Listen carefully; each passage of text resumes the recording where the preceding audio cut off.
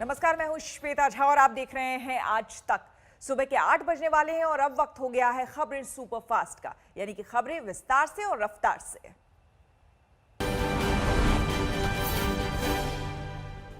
Sushant case के drugs connection की जांच जैसे जैसे आगे बढ़ रही है, वैसे वैसे बॉलीवुड की कई नामचीन हस्तियों के नाम भी सामने आ रहे हैं। सूत्रों के हवाले से खबर आ रही है कि ड्रग्स कनेक्शन में अभिनेत्री दीपिका पादुकोण का नाम भी शामिल है। दीपिका पादुकोण का एक चैट मिला है जिसमें वो जया शाह की कंपनी क्वान की मैनेजर करिश्मा से बात कर रही हैं।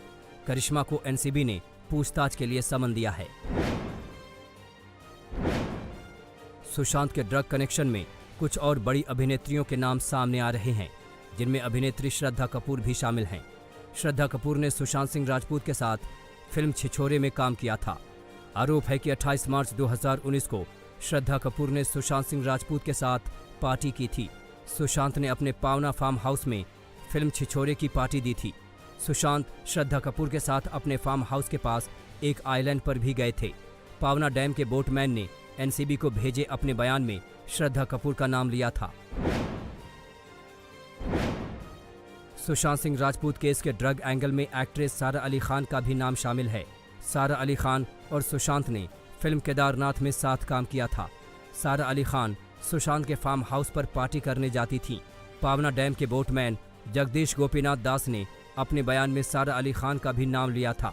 उसने बताया था कि सारा अली खान 3 से 4 बार उसकी बोट में बैठकर सुशांत के साथ पावना डैम पर आ चुकी हैं। सुशांत केस के ड्रग एंगल पर सबसे सनसनीखेज नाम है रकुलप्रीत सिंह का। रकुलप्रीत और रिया चक्रवर्ती में गाढ़ी दोस्ती थी। सूत्रों के मुताबिक रिया चक्रवर्ती ने एनसीबी से पूछताछ में फिल्म इंडस्ट्री के जिन 25 बड़ी हस्तियों के नाम ड्रग कनेक्शन में लिए थे, उनमें एक नाम रकुलप्रीत सिंह का भी है। सुशांत केस के ड्रग कनेक्शन में सिमोन खंबाटा का भी नाम है। सिमोन खंबाटा जानी मानी फैशन डिजाइनर हैं। एनसीबी रकुल और सिमोन को जल्द समन भेजेगा। जया शाह से पूछताछ में एनसीबी को कई दूसरी हस्तियों के बारे में भी सुराग मिले हैं। 90 के दशक की एक अभिनेत्री नम्रता शिरोडकर का नाम भी सामने आ रहा है। एनसीबी को नम्रता और जया शाह के बीच ड्रग्स को लेकर हुए व्हाट्सएप चैट भी हाथ लगे हैं। एनसीबी जया शाह से लगातार पूछताछ कर रही है। जांच एजेंसी ने आज फिर से जया शाह को पूछताछ के लिए बुलाया है। जया शाह से सोमवार को एनसीबी ने 4 घंटे पूछताछ की है। आज जया शाह के साथ सुशांत के बिजनेस मैनेजर श्रुति मोदी को भी एनसीबी ने समन भेजा है। साथ ही जया शाह की कंपनी की मैनेजर करिश्मा से भी एनसीबी पूछताछ करेगी।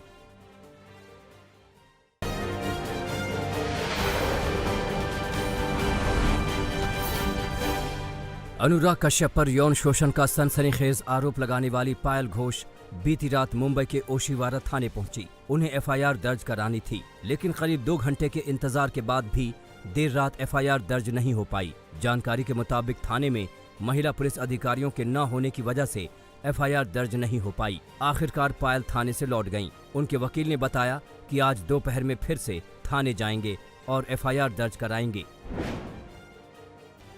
हम 2 घंटे वहाँ पर बैठे के, महिला अधिकारी जो वहाँ पर होनी चाहिए और वहाँ पर नहीं है। उन्होंने बहुत कोशिश की यहाँ वहाँ से फोन करके वहाँ पर, और डीसीपी से बात की। वहाँ के सीनियर पे अभी चले गए थे, वेट करके हमने उनको बताया था हम आ रहे थे। शायद उनको लगा हम नहीं आ रहे तो शायद चले गए थे। महिला अधिकारी नहीं है और बहुत लेट हो गया था। और ये भी महिला है, ये पायल बहुत अभी 1 बजे है, रात के 1 बजे तक इतनी देर पुलिस थाने में रोक नहीं सकते। इसलिए उन्होंने विनती की, सर आप कल आएंगे, हम आपकी जो भी है आप रिटर्न कंप्लेंट या जो भी आपको देना है कल दीजिए, हम आपका कार्रवाई करेंगे। पायल घोष ने अनुराग कश्यप के खिलाफ राष्ट्रीय महिला आयोग जाने का भी मन बना लिया है। उनके वकील के मुताबिक यौन शोषण के खिलाफ वे एनसीडब्ल्यू से भी शिकायत करेंगी। जब पायल ने ये सनसनीखेज आरोप लगाए थे तो राष्ट्रीय महिला आयोग के अध्यक्ष रेखा शर्मा ने कहा था कि शिकायत मिलती है तो वो इस मामले का संज्ञान लेंगी।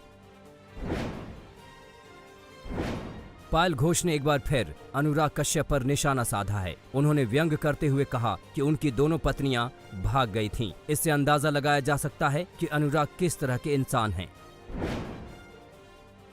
इतने अच्छे इंसान है, उतनी उसकी बीवी इतने अच्छे इंसान के साथ थे जो एक शादी भी नहीं निभा पाई और फिर दूसरी बीवी भी भाग गई और बोलती है अभी खुश है।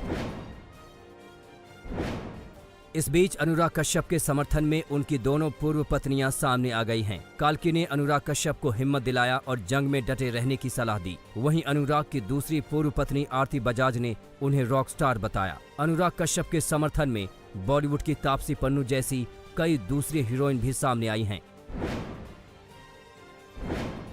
अभिनेत्री ऋचा चड्ढा ने पायल घोष को कानूनी नोटिस भेजा है। पायल घोष ने मामले में ऋचा चड्ढा को घसीटने की कोशिश की है। पायल घोष बार बार कह रही हैं कि अनुराग ने उनका यौन शोषण करते वक्त माही गिल, हुमा कुरैशी और ऋचा चड्ढा का नाम लिया था। ऋचा चड्ढा ने जो नोटिस दिया है उसमें माफी की मांग की है। अगर पायल माफी नहीं मांगती तो ऋचा मानहानि का नोटिस दायर करेंगी।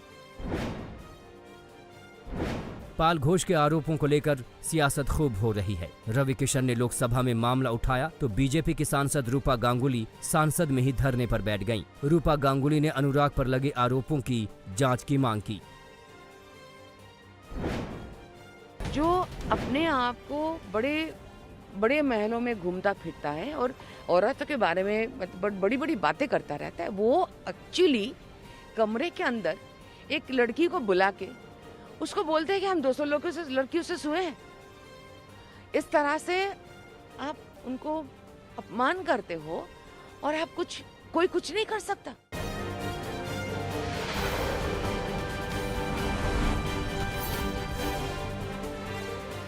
राज्यसभा से निलंबित सभी 8 सांसदों ने बीती रात संसद परिसर में धरना दिया। पूरी रात गांधी प्रतिमा के पास उनका धरना प्रदर्शन चलता रहा। ये सांसद अपने निलंबन का विरोध कर रहे हैं। इन्होंने ऐलान किया है कि वो तब तक धरने पर बैठे रहेंगे जब तक सरकार ये नहीं बताती कि राज्यसभा में बिल कैसे पास हुआ, उसे वापस लिया जाए। सांसद इस बात पर भी अड़े हैं कि उनका निलंबन वापस हो। मोदी सरकार ने किसानों के खिलाफ हमको दिखा के आश्वस्त किया है, उसके लिए हम लोगों को सस्पेंड किया है और उसके खिलाफ हम सारे लोग यहाँ पे धरने पर बैठे हैं।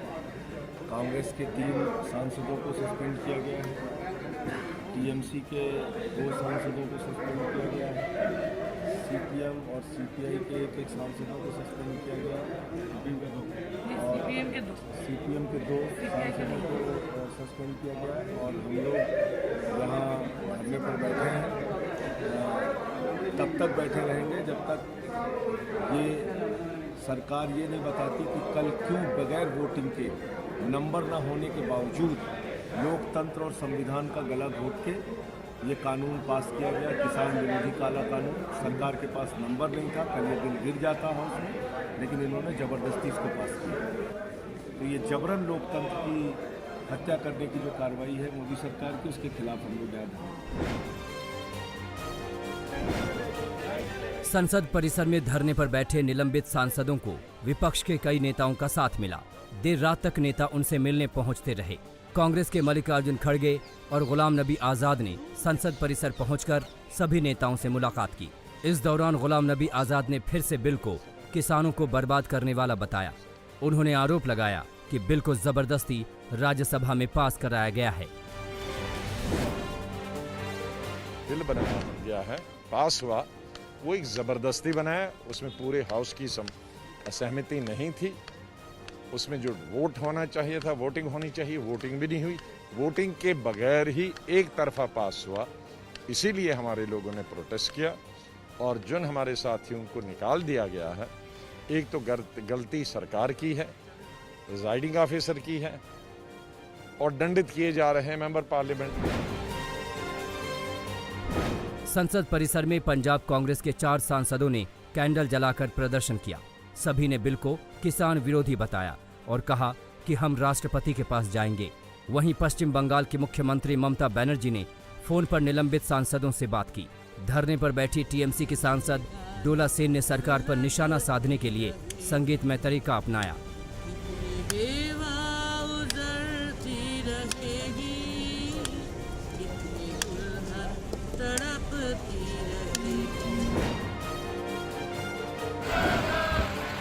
कृषि बिल पर विरोध कर रहे किसानों को प्रधानमंत्री ने भरोसा दिलाया और कहा कि बिल पास होने के बाद अब वो अपने फसल को जहां चाहें वहां बेच सकेंगे। किसान बिल को लेकर मोदी ने विपक्ष पर जोरदार निशाना साधा। उन्होंने विपक्ष पर बिचौलियों के लिए किसानों को गुमराह करने का आरोप लगाया। किसानों के हितों की रक्षा के लिए ही दूसरा कानून बनाया गया है। एक ऐसा अनोखा कानून है जहां किसान के ऊपर कोई बंधन नहीं होगा। किसान के खेत की सुरक्षा, उसकी जमीन की मालिकी की सुरक्षा, किसान को अच्छे बीज, किसान को अच्छी खाद, सभी की जिम्मेदारी जो किसान के साथ कॉन्ट्रैक्ट करेगा उस खरीदार की होगी। किसानों को भरोसा देने और विपक्ष के विरोध की हवा निकालने के लिए सरकार ने रबी फसलों की एमएसपी में बढ़ोतरी कर दी है। गेहूं की एमएसपी में 50 रुपए क्विंटल और चना की एमएसपी में 225 रुपए की बढ़ोतरी की गई है। इससे पहले प्रधानमंत्री ने किसानों को भरोसा दिलाया था कि एमएसपी व्यवस्था में कोई बदलाव नहीं होगा। एमएसपी में बढ़ोतरी को लेकर कांग्रेस ने मोदी सरकार पर निशाना साधा है। पंजाब के सीएम कैप्टन अमरिंदर सिंह ने इसे किसानों के साथ घटिया मजाक बताया है। किसान बिल को लेकर देश के अलग अलग शहरों में सियासी विरोध प्रदर्शन जारी है। लखनऊ में आम आदमी पार्टी के कार्यकर्ताओं ने हजरतगंज स्थित गांधी पर जमकर प्रदर्शन किया। इस दौरान पुलिस और पार्टी कार्यकर्ताओं के बीच झड़प हुई। वहीं यूपी के दूसरे शहरों में समाजवादी पार्टी ने भी किसान बिल के विरोध में प्रदर्शन किया। किसान बिल के विरोध में वाराणसी में कांग्रेस ने मोर्चा खोला। किसान बिल को लेकर पंजाब और हरियाणा में किसानों का जोरदार विरोध प्रदर्शन जारी है। दोनों राज्यों के अलग अलग शहरों में कांग्रेस कार्यकर्ताओं ने विरोध मार्च निकाला और प्रशासन को ज्ञापन सौंपे। इस बीच हरियाणा के डिप्टी सीएम दुष्यंत चौटाला ने सूबे के मुख्यमंत्री मनोहर लाल से मुलाकात की और किसानों के बिल पर नाराजगी जताई।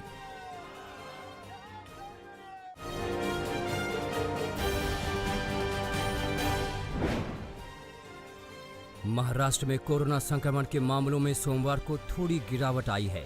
24 घंटे में राज्य में करीब 16,000 नए मामले सामने आए हैं।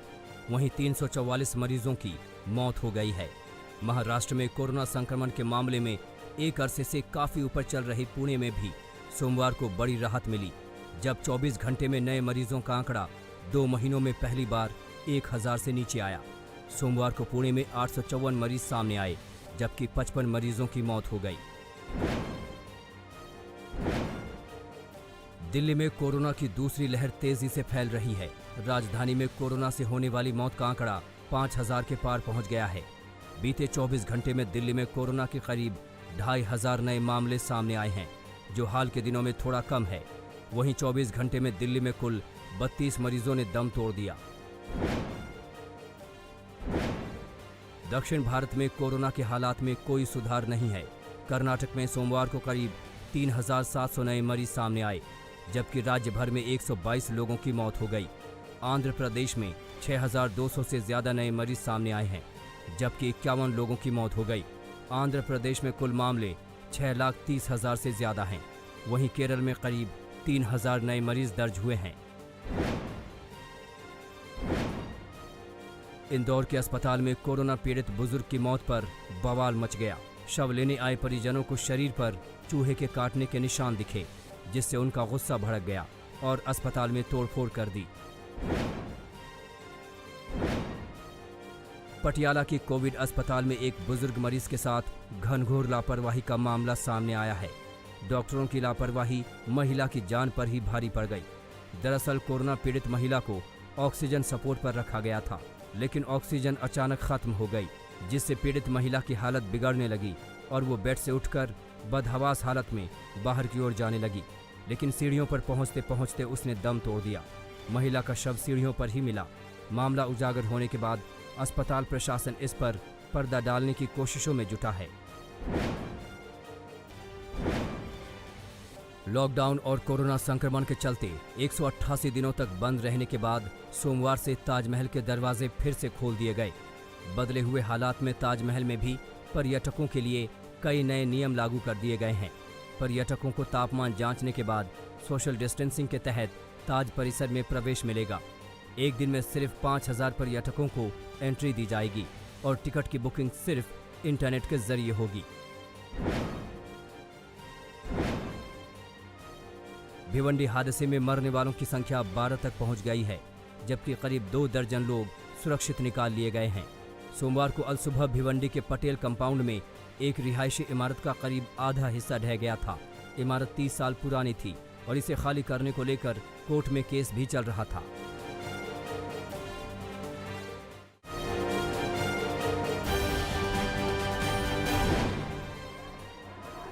दिल्ली के द्वारका में उत्तम नगर होली चौक पर जनाजे में शामिल हुए एक शख्स को कुछ बदमाशों ने पीट कर लहूलुहान कर दिया।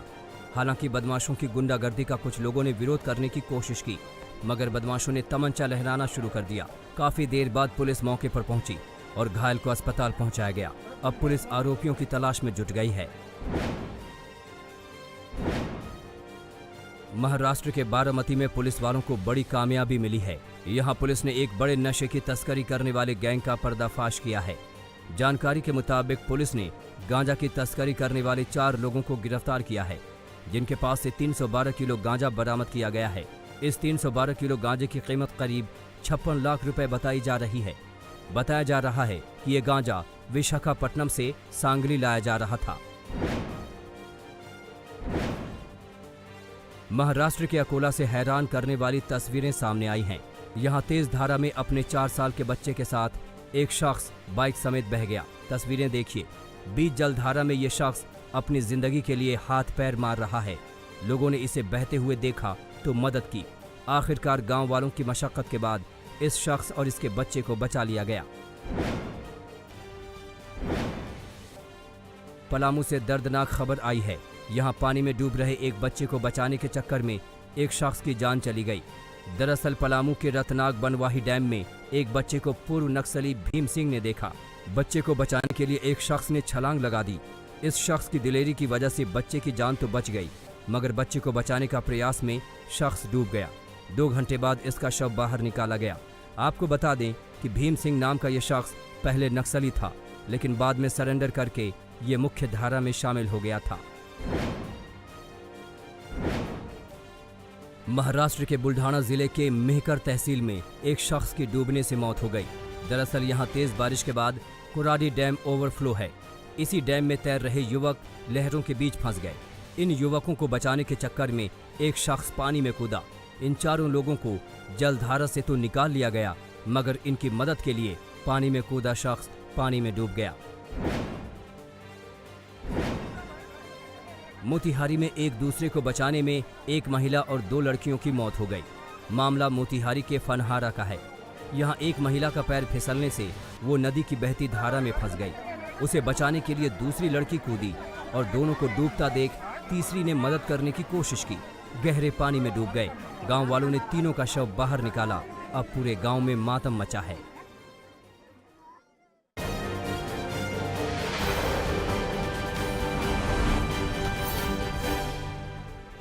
राजस्थान के धौलपुर में एक नाबालिग लड़की ने रेप के बाद खुदकुशी कर ली। दरअसल बसेड़ी थाना इलाके में एक दिन पहले 2 आरोपियों ने तमंचे की नोक पर नाबालिग के साथ गैंगरेप किया। पीड़िता की शोर मचाने से दोनों आरोपी भागे, मगर एक आरोपी को परिजनों ने पकड़ लिया। पेड़ से बंधा ये वही आरोपी है।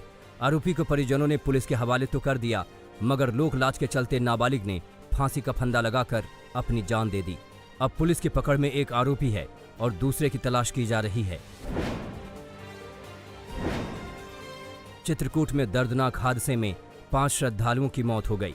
बताया जा रहा है कि ये श्रद्धालु फतेहपुर से भगवान के दर्शन के लिए ट्रैक्टर ट्रॉली में सवार होकर चित्रकूट पहुंचे थे, मगर रास्ते में ट्रैक्टर की स्पीड ज्यादा होने से ट्रॉली पलट गई।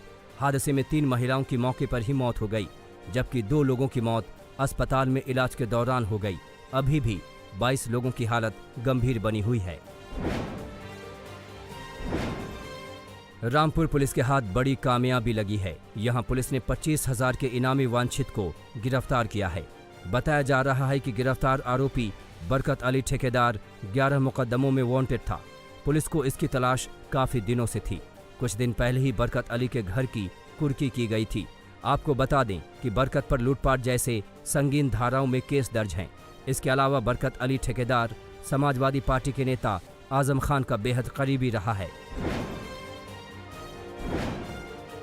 बिहार के हाजीपुर में नकाबपोश हथियारों ने गंगा ब्रिज थाने के शहदुल्लापुर में बड़ी लूट को अंजाम दिया है। यहां बदमाशों ने पंजाब नेशनल बैंक पर धावा बोला। चेहरे पर नकाब लगाकर 4 बदमाश बैंक में घुसे थे। उन्होंने सबसे पहले गार्ड को पिस्तौल के बट से मारकर घायल किया और फिर कैश पर हाथ साफ किया। बताया जा रहा है कि बदमाश 20 लाख रुपए लेकर फरार हुए हैं और पुलिस बदमाशों की तलाश में जुट गई है।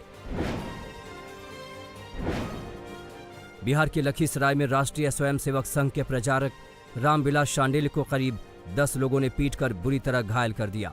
ये घटना तब हुई जब शहर के KSS कॉलेज के पास सुबह एक मारपीट की घटना में वे बीच बचाव कर रहे थे। घायल अवस्था में उन्हें सदर अस्पताल में भर्ती कराया गया है। बताया जा रहा है कि उन्हें गंभीर चोटें आई हैं।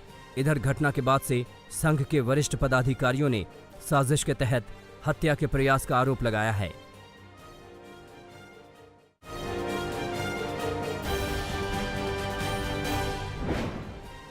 रूस में कॉकस 2020 के नाम से 6 देशों का एक युद्धाभ्यास शुरू हुआ है। इसमें रूस के साथ साथ आर्मेनिया, बेलारूस, चीन, म्यांमार, पाकिस्तान हिस्सा ले रहे हैं। रूस के मुताबिक इस युद्धाभ्यास में करीब 80,000 सैनिक शामिल हो रहे हैं और सैकड़ों हथियारों का इस्तेमाल किया जा रहा है। ईरान पर दोबारा प्रतिबंध लगाने के मामले में संयुक्त राष्ट्र सुरक्षा परिषद ने हरी झंडी मिलने तक अमेरिका की कोई मदद नहीं करेगा। ट्रंप प्रशासन ने इससे पहले घोषणा की थी कि ईरान के खिलाफ सभी प्रतिबंध बहाल कर दिए गए हैं। अफगानिस्तान शांति प्रक्रिया के बीच तालिबान के एक हमले में 9 अफगान सुरक्षा कर्मियों की मौत हो गई है। हमला काबुल से 245 किलोमीटर दूर एक सुरक्षा चौकी पर किया गया। इसे अफगानिस्तान एयरफोर्स के तालिबानी आतंकियों पर किए गए हमले का जवाब के तौर पर देखा जा रहा है। मैक्सिको के राष्ट्रपति आंद्रेस मैनुअल लोपेज ओब्रेडोर के इस्तीफे की मांग को लेकर मैक्सिको की राजधानी में जोरदार प्रदर्शन हुआ है। प्रदर्शनकारियों ने गिरती अर्थव्यवस्था और बढ़ते कोरोना मामलों के लिए उन्हें जिम्मेदार ठहराया है। दुनिया भर में कोरोना वायरस का कहर जारी है। कोरोना संक्रमितों की संख्या 3 करोड़ 12 लाख से ज्यादा हो गई है, जबकि 9,65,000 से ज्यादा लोगों की मौत हो चुकी है। बढ़ते कोरोना वायरस के मामलों के कारण स्पेन की राजधानी मैड्रिड में नए प्रतिबंध लगाए गए हैं। नए प्रतिबंधों के कारण अब वहां रहने वाले लोग अपने घरों से सिर्फ ऑफिस, स्कूल और अस्पताल जाने के लिए निकल सकते हैं। स्पेन में अब तक इससे 30,000 से ज्यादा लोगों की मौत हुई है। म्यांमार में बढ़ते कोरोना मरीजों की वजह से सख्त लॉकडाउन की घोषणा की गई है। म्यांमार में सभी ऑफिस जाने वाले लोगों को घर से काम करने को कहा गया है। साथ ही सभी फैक्ट्रियों और निर्माण कार्य पर 24 सितंबर से 7 अक्टूबर तक के लिए रोक लगा दी गई है। लॉस एंजलिस शहर के सैन गैब्रियल पहाड़ में लगी आग अब 91,000 एकड़ से ज्यादा क्षेत्र में फैल गई है। अगस्त महीने से कैलिफोर्निया के जंगलों में लगी आग के कारण अब तक 27 लोगों की मौत हो चुकी है। साथ ही 3.5 मिलियन हेक्टेयर जमीन जलकर राख हो गई है। क्लाइमेट चेंज के मुद्दे को लेकर स्विट्जरलैंड की राजधानी बर्न में करीब 400 लोगों ने प्रदर्शन किया। इन लोगों की मांग है कि उनकी सरकार साल 2030 तक कार्बन उत्सर्जन को खत्म करे। करीब 250 व्हेल मछलियों के ऑस्ट्रेलियाई द्वीप में फंसे होने की खबर सामने आने के बाद उन व्हेलों का रेस्क्यू ऑपरेशन शुरू कर दिया गया है। ऑस्ट्रेलियाई सरकार के मुताबिक द्वीप के नजदीक आने के कारण इनमें से करीब 25 पायलट व्हेल मछलियों की मौत हो चुकी है।